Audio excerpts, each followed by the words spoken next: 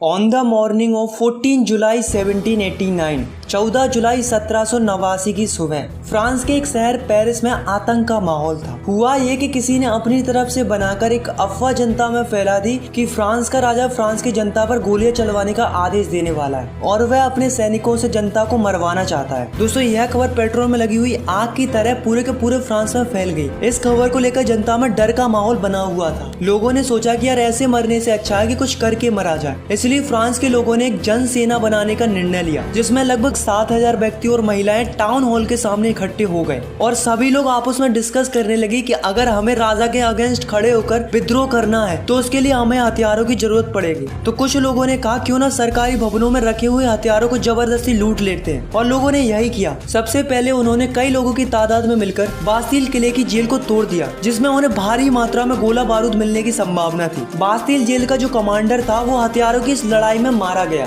और वहाँ उस जेल के हथियारों के साथ साथ वहाँ के कैदियों को भी छुड़ा लिया गया। दोस्तों, वो बात अलग है कि वहाँ पर 7 ही कैदी थे और इन सब ने मिलकर बास्तील किले को गिरा दिया और साथ में उस किले की कीमती वस्तुओं को बाजार में बेच दिया। इन वस्तुओं को उन लोगों ने खरीदा जो इस घटना को अपनी यादों के रूप में सजाना चाहते थे। दोस्तों, ऐसा नहीं है कि इस घटना के बाद फिर कोई घटना नहीं हुई थी, बल्कि इसके बाद कई दिनों तक पेरिस तथा देश के देहाती इलाकों में कई सारी लड़ाइयाँ हुई हैं, जिसका रिजल्ट ये निकला कि जनता रोटी, कपड़ा और मकान की बढ़ती कीमतों का विरोध करने लगी। बाद में फ्रांस के राजा को गिलोटिन से सर काटकर मार दिया गया। तो दोस्तों, ऐसा क्यों हुआ और कैसे हुआ, चलिए जानते हैं इस वीडियो में।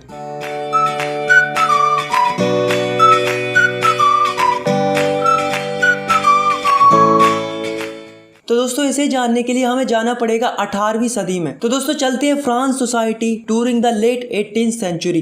तो दोस्तों, ये बात है 1774 की, जब बूर्बो राजवंश का लुईस 16 नामक राजा राजगद्दी पर बैठा। जब उसकी उम्र मात्र 20 वर्ष की थी, उसका विवाह ऑस्ट्रेलिया की राजकुमारी मैरी एंटोनिएट से करवा दिया गया। बहुत दिनों से युद्धों के कारण उसके महल का खजाना खाली पड़ा हुआ था और बर्सेल के महल की शान शौकत बनाए रखने के लिए राजा को पैसे की जरूरत तो थी, और लुईस 16 के शासन काल में ब्रिटेन से अमेरिका की 13 कॉलोनीज को छुड़ाने के लिए मदद की थी, जिसके कारण फ्रांस के ऊपर 1 बिलियन लिब्रे से भी अधिक कर्ज हो चुका था और 2 बिलियन लिब्रों का कर्ज पहले से था। अब जो कर्जदार थे वो राजा से 10% इंटरेस्ट के साथ मांग करने लगे। इधर राजा के सामने कर्ज की चिंता, ऊपर से सेना का खर्च, राज दरबार का खर्च, सरकारी कार्यालयों का खर्च, विद्यालयों को चलाने का खर्च, इन सब की चिंताएं फ्रांस के राजा को सताने लगी। तो जो फ्रांस का राजा था लुईस 16, उसने क्या किया कि जो फ्रांस के लोगों के ऊपर टैक्स बढ़ा दिया। तो दोस्तों, 18th सेंचुरी में फ्रांस 3 स्टेट्स में बटा हुआ था। पहला स्टेट था क्लर्जी, मतलब वो लोग जो चर्च में काम करते थे। दूसरा स्टेट था नोबेलिटी, मतलब जिसमें राजा और राजा का परिवार आता था। और थर्ड था जिसमें बचे हुए सारे लोग आते थे, जैसे कि जो बड़े बड़े बिजनेसमैन थे, मर्चेंट्स थे, लॉयर थे, किसान थे, मजदूर थे। इस तरीके के लोग थर्ड स्टेट में आते थे। फ्रांस की पूरी जनसंख्या में से 90% किसान थे। तो इसका मतलब ये मत समझना कि इनके पास सबसे ज्यादा जमीन थी, बल्कि ये तो नाम के ही किसान थे। 60% जमीन तो फर्स्ट और सेकंड स्टेट के लोगों के पास थी, और जो थर्ड स्टेट था उसमें कुछ ही लोगों के पास जमीन होती थी जो कि काफी ज्यादा अमीर होते थे। अब दोस्तों, जो पहले और दूसरे स्टेट के लोग थे वो चैन से जी रहे थे, क्योंकि उन्हें कोई भी टैक्स पे नहीं करना पड़ता था। और दूसरी तरफ थर्ड स्टेट के लोगों को सारे के सारे टैक्सेस भरने पड़ते थे,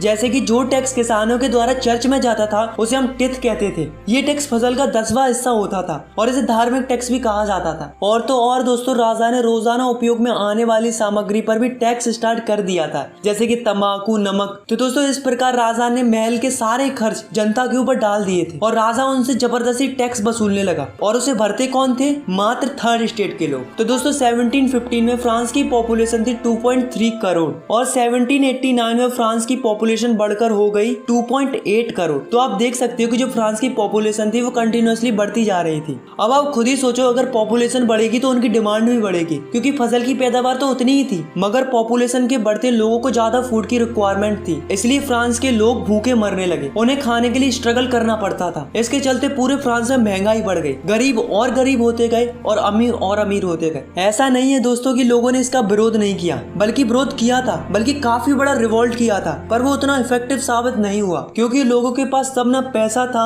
और ना ही लोगों के पास एजुकेशन थी। ऐसे में उनकी बात सुनने वाला कोई नहीं था। अब जैसे जैसे समय निकलता जा रहा था, लोगों की इनकम बढ़ती जा रही थी, लोग एजुकेट होते जा रहे थे, उन्हें नए नए आइडियाज आने लगे लगे, तब लोगों को रियलाइज होने लगा कि हमारे साथ तो ये गलत हो रहा है। अब जो एजुकेटेड लोग थे उनका मानना ये था कि लोगों को अधिकार उनके जन्म से नहीं बल्कि उनकी समाज में क्या योग्यता है इस आधार पर मिलने चाहिए। ऐसे ही जॉन लॉकी और जॉन जाक रूसो नाम के दो फिलोसोफर थे। इनका भी यही मानना ये था कि एक ऐसी सोसाइटी होनी चाहिए जहाँ पर सबको फ्रीडम हो और सारे के सारे कानून सबके लिए बराबर होने चाहिए और गवर्नमेंट ऐसी होनी चाहिए जो जनता की बात सुने। इसके ऊपर जॉन लॉकी ने अपनी किताब टू ट्रीटाइज ऑफ गवर्नमेंट में भी मोनार्ची गवर्नमेंट का जम के विरोध किया था। अब दोस्तों टैक्स तो पहले से ही बढ़ा हुआ था, ऊपर से महंगाई भी इतनी बढ़ गई थी कि लोगों को खाना भी नसीब नहीं हो रहा था। फिर क्या था दोस्तों, जनता राजा पर भड़क गई और यहीं से शुरू हुआ एक रिवॉल्यूशन। तो दोस्तों जैसा कि आप सभी को पता चल ही गया होगा कि लुई 16 का खजाना खाली हो चुका था, कर्जदारों की मांग बढ़ गई थी और उसको चुकाने के लिए राजा ने जनता पर टैक्स बढ़ा दिए थे। पर क्या आपको पता है कि प्राचीन राजतंत्र के अनुसार कोई भी फ्रांस का राजा अपनी मर्जी से टैक्स नहीं बढ़ा सकता था। इसके लिए उसे स्टेट जनरल की मीटिंग बुलाकर नए टैक्सों के प्रपोजल्स पर मंजूरी लेनी पड़ती थी। तो दोस्तों अब आप सोच रहे होंगे कि स्टेट जनरल क्या होती थी। तो दोस्तों स्टेट जनरल एक ऐसी पॉलिटिकल बॉडी थी जिसमें तीनों स्टेट अपने अपने स्टेट से रिप्रेजेंटेटिव भेजते थे, लेकिन केवल राजा ही तय करता था कि ये मीटिंग कब बुलाई जानी चाहिए।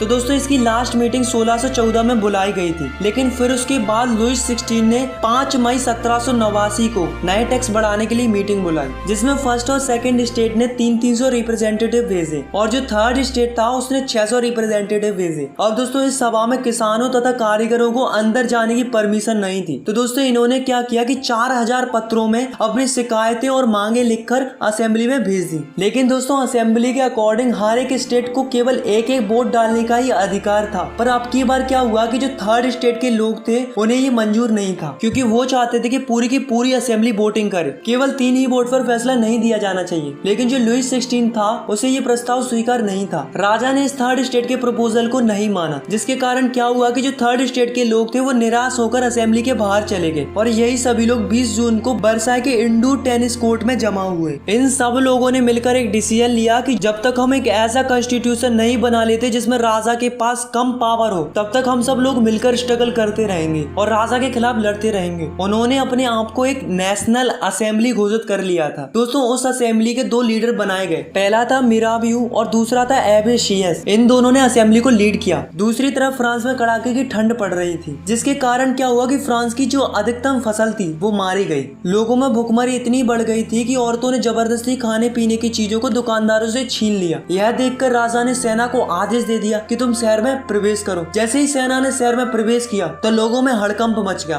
फिर क्या था दोस्तों, लोगों की भीड़ ने 14 जुलाई को बास्टील के किले पर धावा बोल दिया, क्योंकि गांव-गांव में अफवाह फैल रही थी कि राजा ने किसानों की फसलें बर्बाद करने के लिए बाहर से कुछ लोगों को बुलाया है। अब टैक्सों की आग तो पहले से लगी हुई थी, अब लगी हुई आग पर राजा की अफवाह ने पेट्रोल का काम और कर दिया, जिससे किसानों ने गाँव के सरकारी अन्य भंडारों को लूट लिया और साथ में टैक्सों से संबंधित डॉक्यूमेंट्सों को भी जला दिया। आखिर में विरोधी प्रजा की ताकत का अंदाजा लगाकर राजा ने नेशनल असेंबली को मान्यता दे दी। तो दोस्तों आपको तो पता है कि जो नेशनल असेंबली थी वो क्या चाहती थी कि राजा की पावर लिमिटेड कर दी जाए। तो फाइनली 4 अगस्त 1789 की रात को नेशनल असेंबली ने एक ऑर्डर पास किया, जिसमें फर्स्ट स्टेट के लोगों से कहा गया कि आप चर्च के नाम पर जो जमीन लिए हुए हैं उसे वापस कर दें और जो चर्च में फसल का 10वां हिस्सा टैक्स के रूप में दिया जाता था, यानी कि धार्मिक टैक्स टिथ को बंद कर दिया जाए। जिससे क्या हुआ कि गवर्नमेंट को 2 बिलियन लिब्रो का फायदा हुआ। अब धीरे धीरे नेशनल असेंबली ने 1791 में एक नया कॉन्स्टिट्यूशन तैयार कर लिया, जिसमें राजा की पावरों को लिमिटेड कर दिया था और साथ में गवर्नमेंट को 3 हिस्सों में बांट दिया।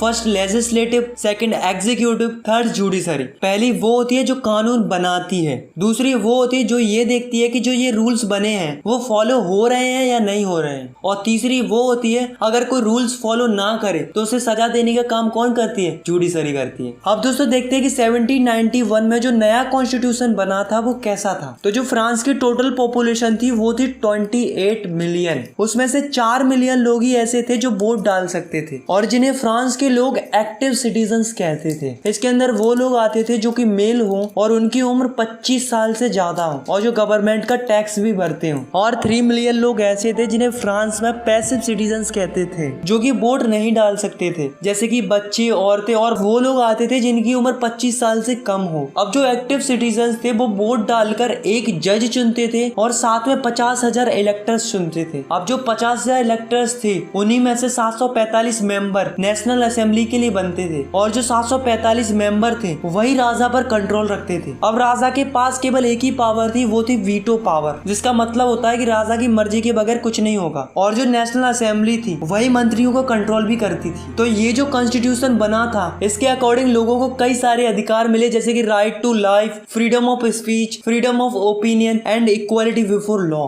अब दोस्तों राजा ने हाँ तो कर दिया था कि वो कॉन्स्टिट्यूशन को मान रहा है, लेकिन वास्तव में वो नहीं चाहता था कि उसकी पावर कम हो। उसने अपने आसपास के देशों के साथ मिलकर सीक्रेट प्लान्स किए, लेकिन राजा और आसपास के देश कुछ कर पाते इससे पहले ही नेशनल असेंबली ने प्रूसिया और ऑस्ट्रेलिया के अगेंस्ट 1789 में वॉर डिक्लेयर कर दिया, जिससे फ्रांस के हजारों यंग मैन सेना के अंदर भर्ती होने लगे। सभी देशभक्ति के गीत गाने लगे। तो दोस्तों उस वॉर में काफी ज्यादा लोग मारे गए थे, उसके साथ साथ काफी ज्यादा मनी का भी लॉस हुआ था। तो दोस्तों 1791 में जो कॉन्स्टिट्यूशन बनाया गया था इसमें धनवानों को ज्यादा इम्पोर्टेंट माना गया था और जो गरीब थे, किसान थे, उनको कम महत्व दिया गया था। तो लोगों ने क्या किया, अपनी आवाज सुनाने के लिए पॉलिटिकल क्लब्स बनाए। तो ये क्या होते हैं, तो ये वो होते हैं जिसमें अलग अलग विचारों के लोग अपनी अलग अलग बातों को बताते हैं ताकि उनकी बातों पर गवर्नमेंट ध्यान दे और उनकी बातें भी सुनी जाए। ऐसे ही एक क्लब था जिसका नाम था जोकोविन क्लब, जिसका लीडर था मैक्सिमिलियन रॉबेस्पियर। अब जो इस क्लब के लोग थे उनकी कुछ अलग ही प्रकार की ड्रेस थी। इस क्लब वाले लोगों को सुगुलत भी कहा जाता था। दोस्तों जब ब्रेड का प्राइस बढ़ने लगा तो महंगाई को देखकर इस क्लब वाले लोगों ने जैकोबिन क्लब में एक प्लान बनाया और एक ऐसी योजना बनाई कि राजा को महल में ही घुसकर राजा को बंदी बना लिया जाए। तो दोस्तों इन क्लब वालों ने क्या किया कि 10 अगस्त को टुलेरियस के महल में धावा बोल दिया, जिसमें राजा के कई सारे सैनिक मारे गए। बाद में राजा और राजा के परिवार के सदस्यों को जेल में डाल दिया गया, मतलब उन्हें बंदी बना लिया था।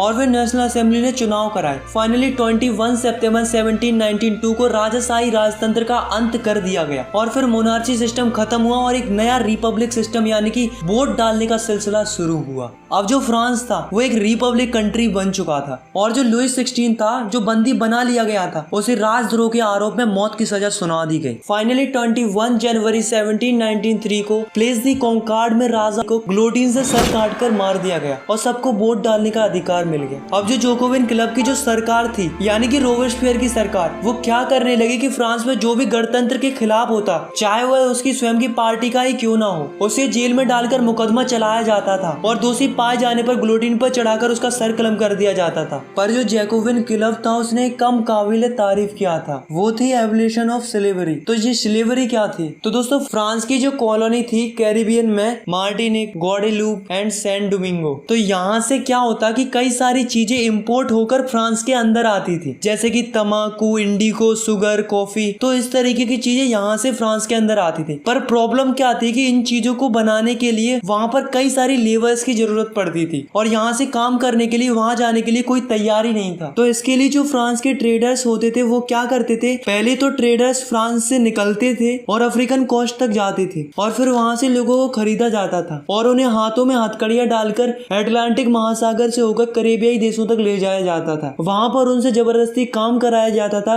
फिर वहाँ से इंडिगो, तंबाकू, शुगर, कॉफी ये सब वापस फ्रांस में लाया जाता था। अब दोस्तों नेशनल असेंबली में ये बात तय हुई थी कि दास प्रथा को खत्म कर दिया जाए, पर यह नहीं हुआ। ऊपर से रोबेस्पियर सरकार ने चर्चों को बंद करवा दिया और उनकी जगह सरकारी दफ्तर और बैराक बनवा दिए गए। अब जो जोकोविन क्लब का जो लीडर था रोबेस्पियर, वो अपनी मनमर्जी करने लगा और लगातार देशों से मजदूरों को खरीदता और बेचने लगा और लगातार लोगों को खरीदा और बेचा जाने लगा। तो दोस्तों इसके साथ भी वही हुआ जो सबके साथ होता आया है। तो 1794 में उसे दोषी घोषित कर दिया गया और उसे गिरफ्तार करके ग्लोटिन पर चढ़ाकर उसका सर कलम कर दिया। और दोस्तों यहाँ से जैकोबिन क्लब का एंड हो गया। दोस्तों बास्तिल किले के इंसिडेंट के बाद 1789 की गर्मियों में एक महत्वपूर्ण कानून लागू हुआ था कि कोई भी बुक या न्यूज़पेपर या स्टेज परफॉर्मेंस, नाटक, सत्संग, जुलूस बिना राजा के अधिकारियों की परमिशन के बगैर नहीं किए जा सकते थे। पहले उनसे मंजूरी लेनी पड़ती थी। अब वो सेंसरशिप हटा दी गई थी। अब फ्रांस में सब लोग स्वतंत्र थे, वो कुछ भी छाप सकते थे, dance programme, song, stage programme, जुलूस कर सकते थे। अब उन्हें किसी की भी परमिशन लेने की कोई जरूरत नहीं थी। अब जो अमीर लोग थे उन्होंने गवर्नमेंट की पावर को अपने हाथ में ले ली। फिर उसके बाद एक नया कॉन्स्टिट्यूशन बना, फिर उसके अनुसार जिसके पास ज्यादा पैसा होगा वही वोट कर सकता था। इस कॉन्स्टिट्यूशन के अकॉर्डिंग 2 लेजिस्लेटिव काउंसिल बनाई गई। इन दोनों काउंसिल का काम था कि 5 मेंबर की बॉडी बनाना, यानी कि एक दूसरे में तकरार होने लगी, जिसका फायदा नेपोलियन बोनापार्ट ने उठाया। 1804 में फ्रांस का एक नया राजा बना जिसका नाम था नेपोलियन बोनापार्ट। नेपोलियन ने पहले तो यूरोप के लिए बहुत कुछ किया तो लोगों को लगा अच्छा है, लेकिन बाद में पता चला कि नेपोलियन तो बहुत ही क्रूअल किंग था। फाइनली 1815 में वाटरलू की लड़ाई में नेपोलियन हार गया। तो दोस्तों आपकी क्लास 9th में इतना ही है। अगर आपको ये वीडियो पसंद आई तो यार वीडियो को लाइक करो, चैनल को सब्सक्राइब करो और भी क्लास 9th की वीडियोस आगे देखने के लिए। अगर आपको कुछ भी डाउट है या फिर कुछ भी पूछना है तो आप मुझे नीचे कमेंट कर सकते हो, मैं आपके कमेंट का रिप्लाई देने की पूरी कोशिश करूंगा। Thanks for watching, take care, bye bye.